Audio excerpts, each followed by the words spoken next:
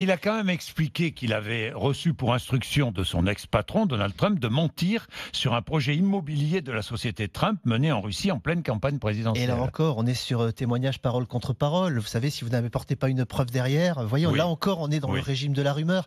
Moi, ce qui m'étonne beaucoup, c'est que Michael Cohen est un avocat qui connaît parfaitement oui. le droit et qui sait très bien que la rumeur ne tient pas en justice. Alors pourquoi avoir déballé ces choses-là en expliquant à chaque fois qu'il avait des doutes, qu'il ne savait pas que peut-être, en réalité, si vous ou moi, on va devant le tribunal. Complice objectif de Donald Trump, Michael Cohen? C'est vous qui l'avez dit. Moi, je me Non, non, méfie mais je vous maintenant. Je pose me la demande s'ils ne question. peuvent pas m'attaquer à travers les océans aussi, vous voyez.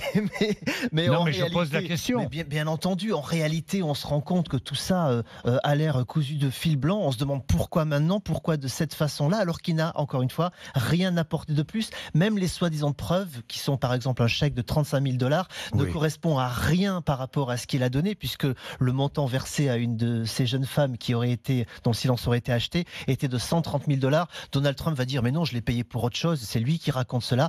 L'affaire est terminée.